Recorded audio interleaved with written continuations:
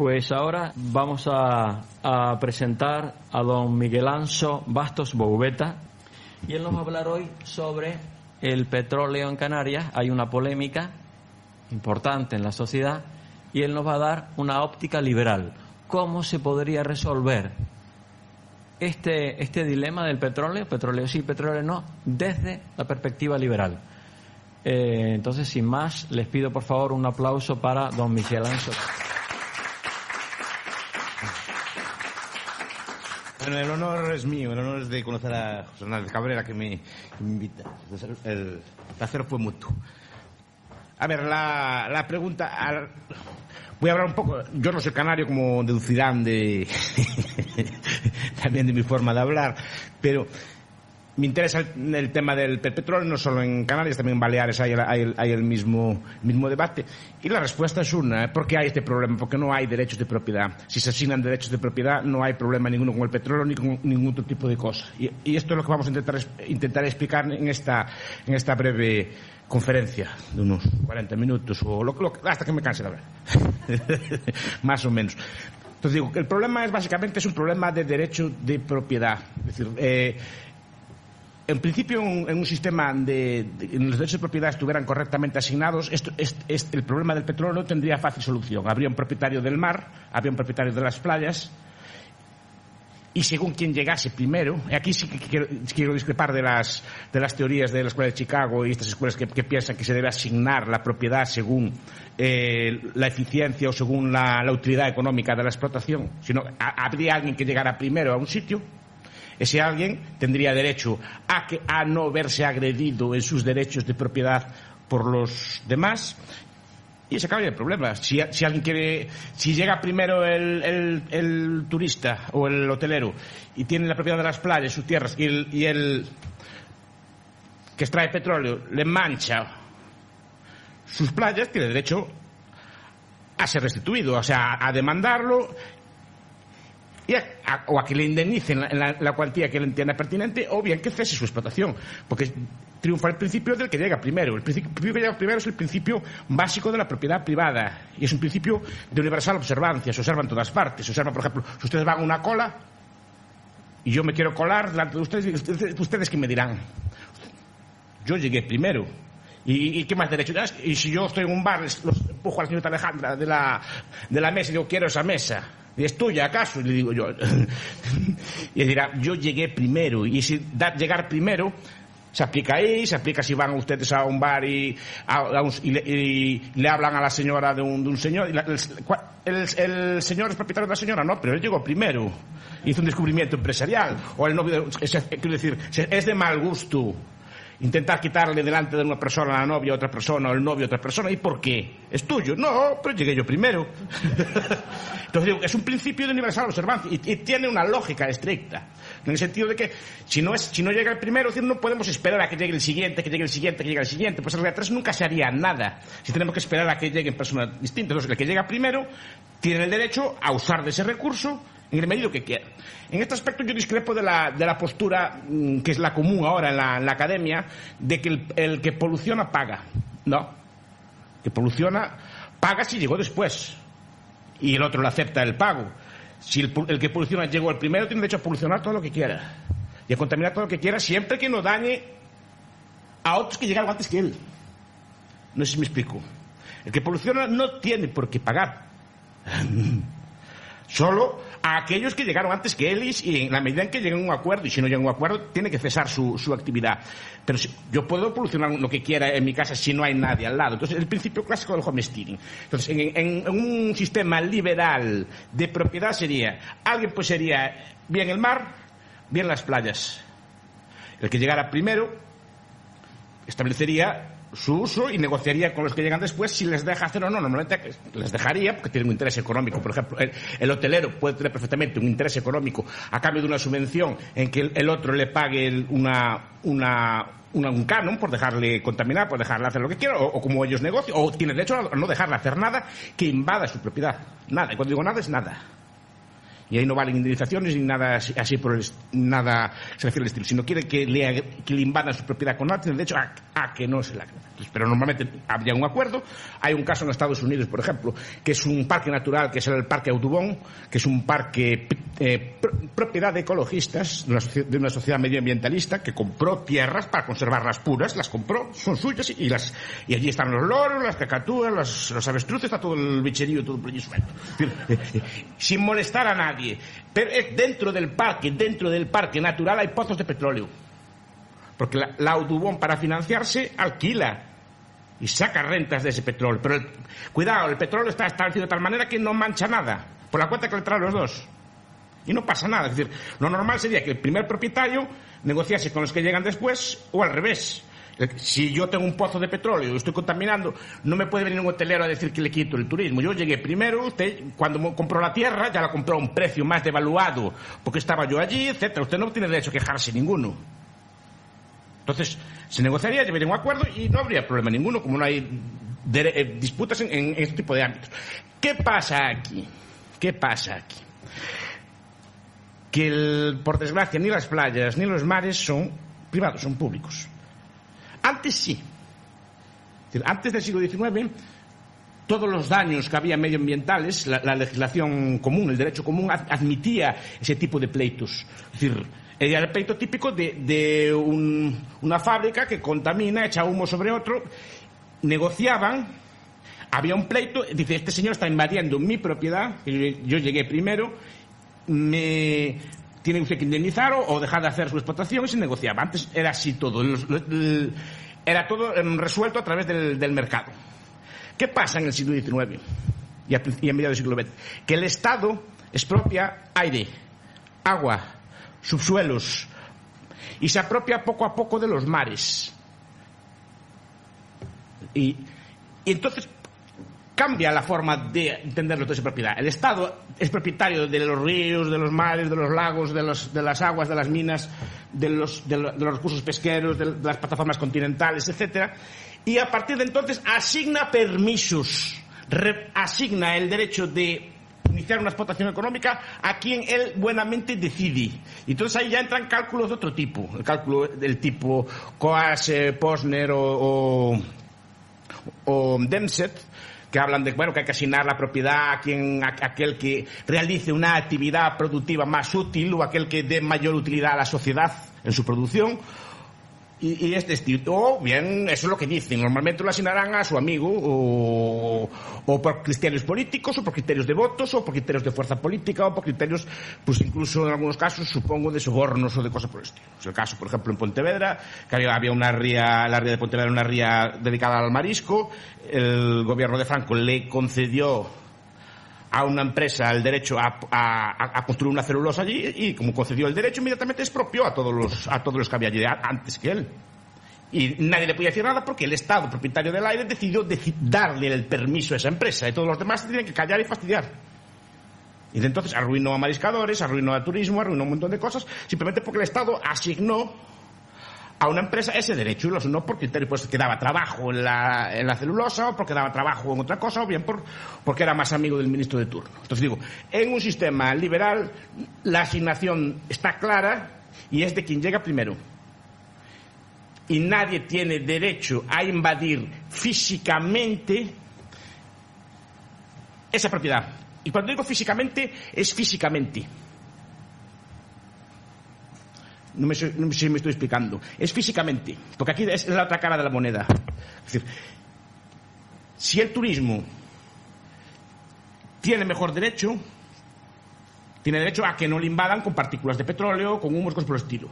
Pero no tiene el derecho al valor de su propiedad. No sé si me explico. Nosotros solo tenemos derecho, en pura teoría liberal, a la propiedad física del bien, no al valor de esa propiedad. Es decir, si por cualquier motivo, por la gente al turismo no le gusta que haya una plataforma petrolífera y el petróleo en cambio no hizo nada, no manchó nada, ni hizo nada, el hostelero no tiene derecho a quejarse, porque no tenemos derecho a impedir a otras personas que ejerzan su actividad siempre que nos dañen a nosotros. Yo lo comparo con lo que pasa en Santiago. Santiago, como sabemos, es una ciudad que vive el turismo religioso. Y mi amigo José Hernández, que es muy ateo, está todo el día predicando la religión. Predica el ateísmo y está a favor de que no haya curas y estas cosas. Y que es un atraso. Bueno, si sus ideas triunfan, me arruinan a mí. Arruinan a mi ciudad, porque nos quedamos sin turistas que van allí a rezar. Pero yo no tengo ningún derecho a prohibirle a Pepe que deje de hablar de sus cosas. Él tiene derecho a defender sus ideas, aunque me hagan daño a mí, porque yo tengo derecho a tener mi casa en Santiago, mi negocio en Santiago, pero no al valor de ese negocio. Y el valor de ese negocio puede cambiar simplemente porque las ideas de Pepe triunfen. Y si las ideas de Pepe triunfan, yo me quedo sin turistas y me quedo sin negocio. Por esas razones habría que prohibir a los ateos que hablaran para no arruinar mi negocio. Pues lo mismo, si el que produce petróleo no me hace daño ninguno a mí, pero los turistas no le gustan, el turismo es algo muy etéreo. Cambia por moda, cambia por tecnología o por circunstancias políticas, que ahora, por ejemplo, el norte de África se estabilice y ofrezca pues unas playas mejores y más baratas, o cambien las tecnologías de aviones y podamos ir mucho más barato a las playas de América, con nuestros vuelos de Ryanair que quiere poner en América de 70 euros o de 50 euros. A lo mejor pues, ese tipo de cosas tecnológicas, aviones muy rápidos y muy baratos, pueden arruinar hipotéticamente al turismo canario. Exactamente igual que el petróleo. Pero ellos tienen derecho a innovar tecnológicamente, pues el petróleo, si no hace daño y no me toca físicamente mi propiedad, y digo físicamente, mi propiedad, no tengo yo derecho ninguno a meterme con él. Entonces digo, en un régimen liberal, está claro el problema del petróleo. El propietario del recurso lo usa. Entonces decía, en el siglo XIX eso se expropió. Y en el caso de los mares, porque el que estamos hablando aquí, fue Truman, fue la doctrina Truman de los años 40, que decidió expropiar las plataformas continentales. No el paso, pero sí el uso económico. Los peces, el pescado y los usos que hay debajo. Tanto los nódulos de manganeso en aguas propias, como todos los recursos petrolíferos o mineros que haya en la plataforma continental de las 200 millas de Estados Unidos. El derecho de paso no lo impidió, pero sí empezó a usar las cosas. Y entonces, a partir de entonces, empezaron a dar licencias de uso. Es decir, aquí ya entramos en otro problema. Aquí, desde el momento en que se elimina la propiedad privada y se renuncia al derecho privado para solventar los problemas, pasa a ser el derecho público de asignación de recursos. Entonces, ¿cómo es el proceso de asignación de recursos en un sistema de este estilo? El Estado se apropia de los recursos. Aquí entramos en un problema ya de socialismo. Como saben, y esto es un problema también, como explican los teóricos de la conservación medioambiental, el problema medioambiental es un problema también de cálculo económico, es un problema también de socialismo. Es decir, el Estado tiene un recurso que es común, por lo tanto no sabe calcular, no tiene precios de mercado para asignar cuál de los usos correctos es, sino que hace juicios a priori de cuál va a ser el valor futuro y asigna políticamente esos derechos. O bien se lo va a dar a los hoteleros o bien se lo va a dar a los petroleros. Pero no tiene ningún mecanismo de cálculo económico para asignar esos recursos. Como ustedes saben, o supongo que mis amigos ya les hablarían, es el viejo teorema de la imposibilidad económica del socialismo.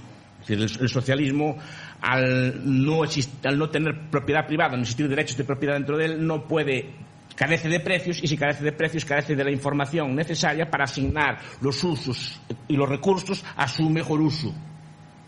Entonces, la asignación de bienes en el socialismo, la asignación de producción, lo que se produce, lo que se consume, dónde se produce, cuánto se produce, cómo se produce, quién lo produce, lo decide el Estado. Lo decide sin ningún tipo de información, simplemente por criterios técnicos o por criterios políticos. Entonces, asigna esa propiedad a alguno de los dos.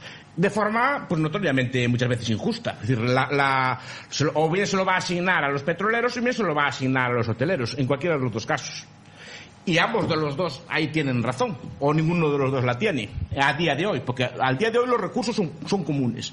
Entonces, ninguna de las dos partes, al no existir una apropiación previa de recursos, ninguno de los dos tiene derecho a quejarse. Entonces, ¿quién va a triunfar? Quien tenga más fuerza política.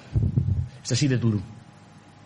Es así de duro. Triunfará quien tenga más fuerza política, y la fuerza política bien se exhibe bien a través de movilizaciones populares, de campañas de concienciación de prensa, de tipo cosas, o bien simplemente a través de lobbies, de presión política a niveles más altos, de financiación de partidos políticos, de uso de todo tipo de medidas de este estilo, ¿no? De asignar recursos de este estilo. Pero es un problema de socialismo. Entonces digo, ¿cuál es el problema ¿Cómo se soluciona el problema del petróleo? Pues privatizando mares y playas. En primer lugar, pues un hotelero no se puede quejar de que le manchen, pues si no hay propiedad de las playas, por ejemplo. Sé que es un tema tabú, que no se puede discutir, pero la playa en principio es un paisaje exactamente igual que cualquier otro paisaje. Simplemente que a algunas personas les gusta que haya mar al lado de la tierra. Pero es un paisaje exactamente igual que un Erial, exactamente igual que un Secajal, que una Leira de Monterrey. Exactamente igual, es un paisaje, solo que a algunas personas ese paisaje le gusta. Y aquí está otra cosa, como a muchas personas les gusta eso, y le parece bonito, pues las cosas que le parecen. Tener una cosa bonita es una desgracia. Si tienen ustedes una casa bonita, o un terreno bonito, o un paisaje bonito, es una desgracia porque normalmente se lo expropia. O peor que expropiarse, lo declaran bien de interés cultural. Que es peor, porque sigue siendo suyo, tiene que mantenerlo, pero no puede hacer nada con él. Por lo menos que se lo expropiaran. O que le declaren su tierra parque natural, que es lo peor que le puede pasar también, porque sigue siendo propietario, pagando impuestos por esa tierra, etcétera, pero no puede hacer nada con ella, porque supuestamente se mancha. Porque ahí tenemos otra idea de esto, de que la polución, estas cosas, todo es así, ¿no? Que es una idea, la polución es algo estético, es algo que a alguien no le gusta, nada más. Un olor que a alguien no le gusta o una cosa que a alguien no le gusta. Y como es algo subjetivo, no se puede determinar claramente en qué consiste eso de la polución o cosas por el estilo, porque la polución, esto es lo que responde en última instancia, es un conflicto por el derecho de uso de un bien. Yo quiero un río para echar basura y cosas por el estilo, y el otro quiere el río para bañarse. Es un conflicto de usos. Alguien decide que es mejor usar el bar para bañarse o el río para bañarse que para otro tipo de cosas, pero es una cuestión de gustos y preferencias. A mí, por ejemplo, que no me gusta la playa, pues pueden echar todas las cosas que quieran allí. A mí no me afecta, ¿no? Pero entiendo que hay gente que le guste, pero normalmente, repito, eso no tiene fácil solución. Entramos con sentimientos, entramos con valores, cosas por el estilo. La playa, repito, como toda la política medioambiental y como toda la política de urbanismo, es elevar a criterio de política la estética, los gustos. O sea, que algún arquitecto de Coruña o un arquitecto muy fino diga que mi casa es fea y que hay que derribarla, por ejemplo, como pasa. Que no llega un arquitecto de Coruña de paseo, como llegó a unos pueblos de Galicia, y que no le gustaba aquello que era feo. Entonces, como era un señor influyente, hizo una campaña muy tal contra el feísmo, pues obligó a hacer una ley que a las personas, a partir de entonces, tienen que construir la casa como le gusta al arquitecto construirla. Pues las playas, este tipo de cosas, es algo semejante. La playa es un paisaje que le gusta a muchas personas, pero a otros no nos gusta. Por ejemplo, no me parece un paisaje especialmente bonito, pero bueno, es mi gusto.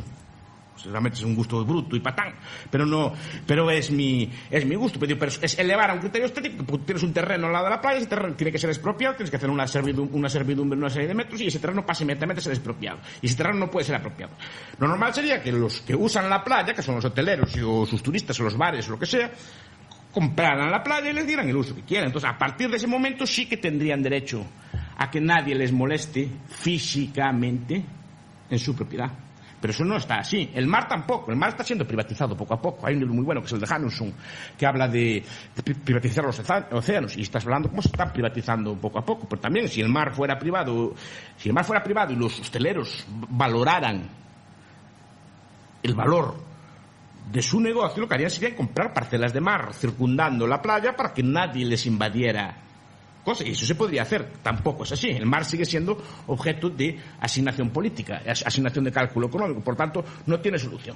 ¿Cómo se va a hacer el reparto entonces? El reparto más o menos se hará de la siguiente forma. El gobierno, propietario, repito, del recurso, le dará el petróleo sin tener razón ninguno de los dos. A ver, antes de nada, para mí, en este caso, tiene más razón el hotelero que el otro. Si aplicamos los principios de derecho natural, si aplicamos los principios clásicos de derecho libertario, tiene mejor derecho el hotelero porque llegó antes, tiene su negocio y tiene su playa y tiene derecho a que no se metan con ello. Lo que pasa es que ese derecho no está reconocido, porque el principio que rige es el principio de Coase, el principio de la Escuela de Chicago, de que hay que asignar la propiedad al mejor uso, y supuestamente es un uso más rentable el dedicarlo a hacer petróleo que dedicarlo a hacer turismo. Entonces el gobierno, supuestamente basándose en criterios técnicos, que los criterios técnicos también los hago yo como quiero, no sé si me explico.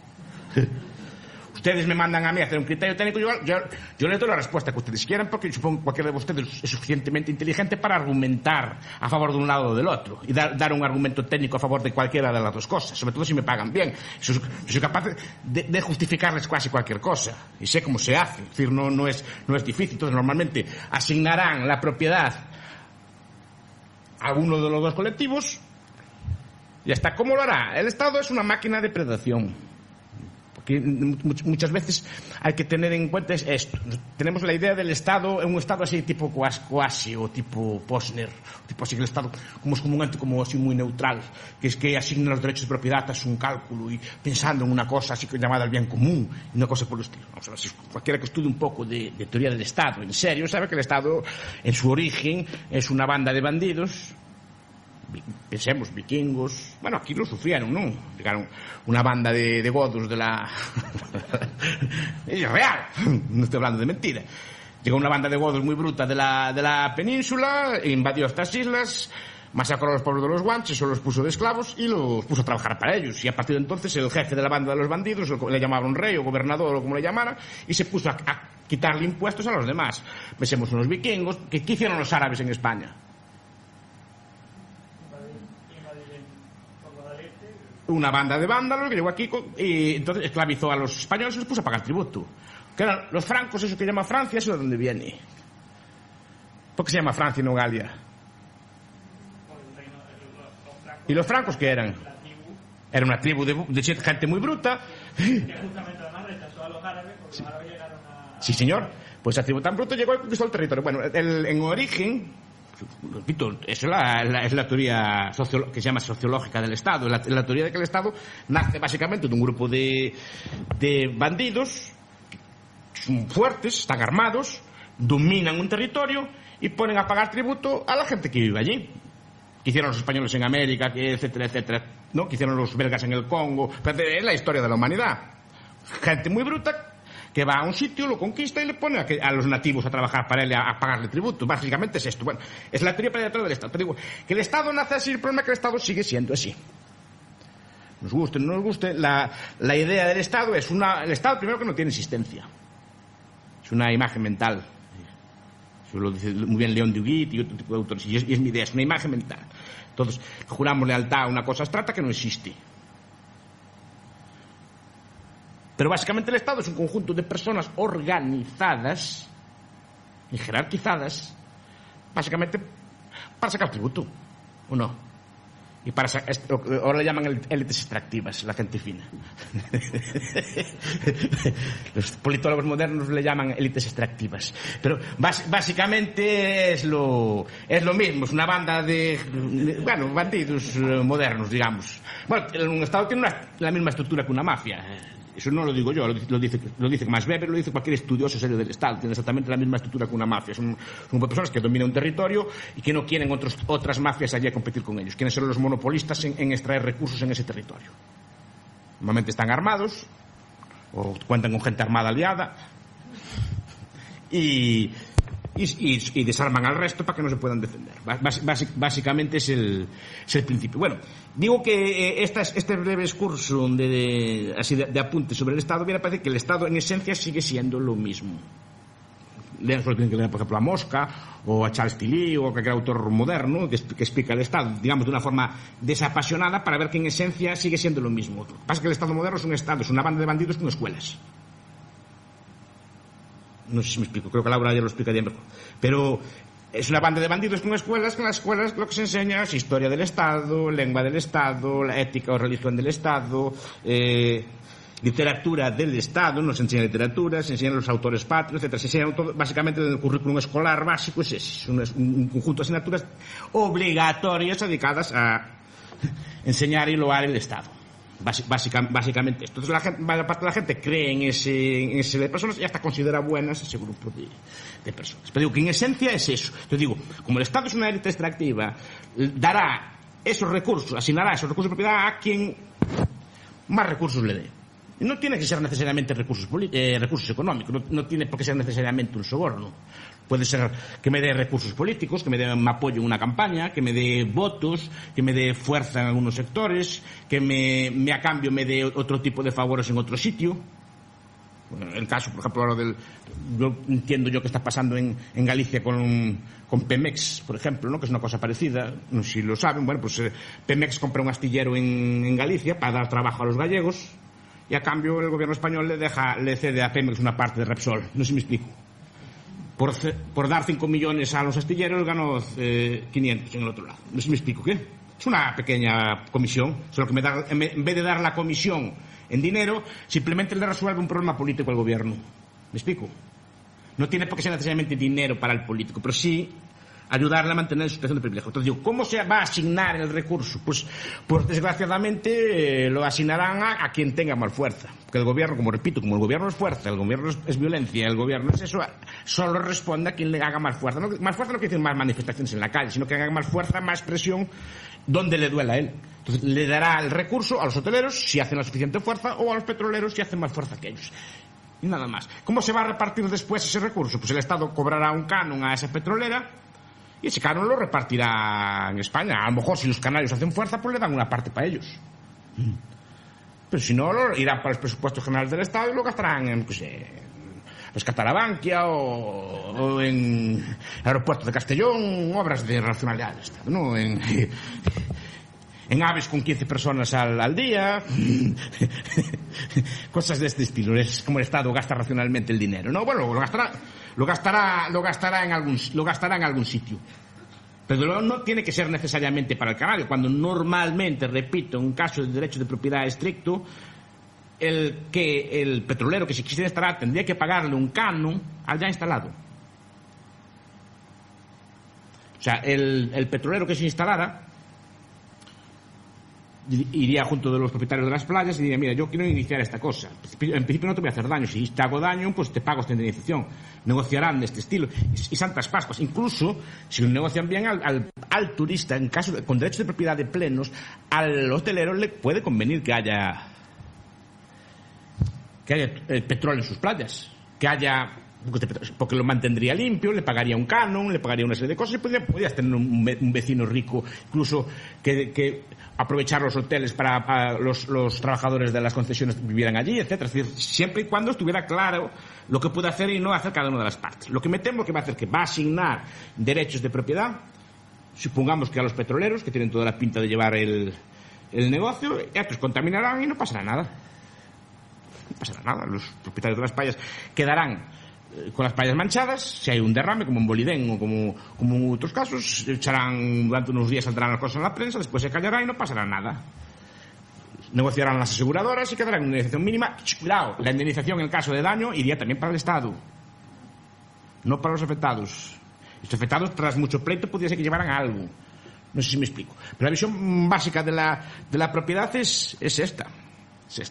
Hay el tema del ecologismo también en última instancia, ¿no? Es decir, el ecologismo también es un valor aquí a introducir, pero es un valor a introducir para los que son ecologistas.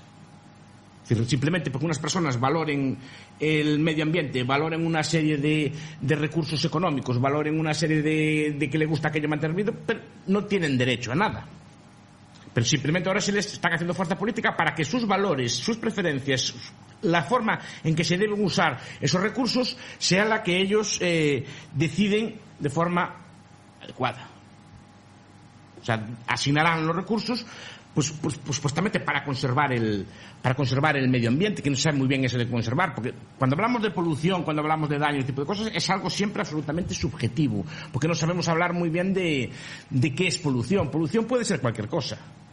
Cualquier cosa que a mí me moleste puede ser polución. ¿Qué es polución? ¿Qué es daño? A algunas personas una casa en la playa les parece polución. A otras personas les gusta ver la playa llena de edificios y cosas por el estilo. Puede parecerle incluso un paisaje más bonito. Todo depende de las valoraciones que tengamos. Y aquí hay una valoración que le quiere dar valor al medio ambiente. Y el medio ambiente no tiene valor. El medio ambiente tiene valor para los seres humanos. No tiene valor en sí. Simplemente unas personas valoran de una forma el medio ambiente y otras personas valoran de otra forma el medio ambiente. Pero esto se está introduciendo como elemento de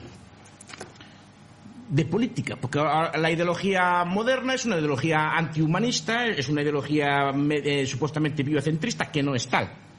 No existe el biocentrismo, no existen los derechos de la naturaleza, no existen los derechos del medio ambiente. Son derechos para personas, no para el medio ambiente.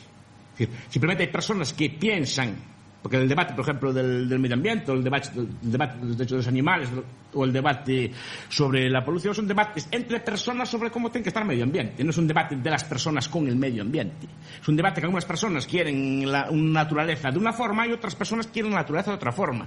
Y supuestamente hay una que debe imponerse a la otra. Y eso no está tan claro. Es decir, que hay una serie de principios que se están aplicando ahí erróneamente y están todos involucrados en este debate. Aquí entraríamos también en el debate de la ecología de mercado, que incluso para solucionar los problemas medioambientales del petróleo, de la pesca, lo mejor que habría que hacer sería privatizarlos. Esto hay una serie de teóricos, son los llamados ecologistas de mercado, que introducen los elementos de que para conservar el medio ambiente también hay que privatizarlo.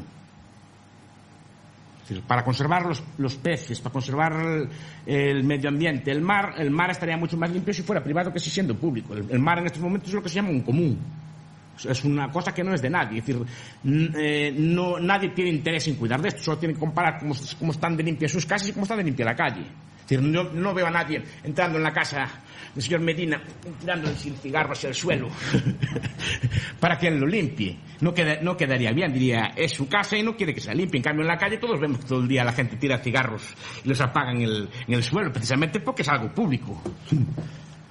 Entonces digo, la mejor forma de conservar el medio ambiente, los peces, el mar, todo tipo de cosas, es privatizarlo, como están bien descubriendo en la Amazonia, que están comprando terrenos, están comprando tierras los ecologistas para conservarlas. En el caso de África, que están comprando grandes extensiones de terreno para conservar los elefantes. Efectivamente, los elefantes privados se conservan mucho mejor que los elefantes públicos. Los elefantes públicos nadie los cuida, van los piratas por la noche a matarlos y a quitarles el marfil y nadie cuida de ellos. Al final están todos sobornados. En cambio, los safaris privados, las empresas privadas, están todos cuidados.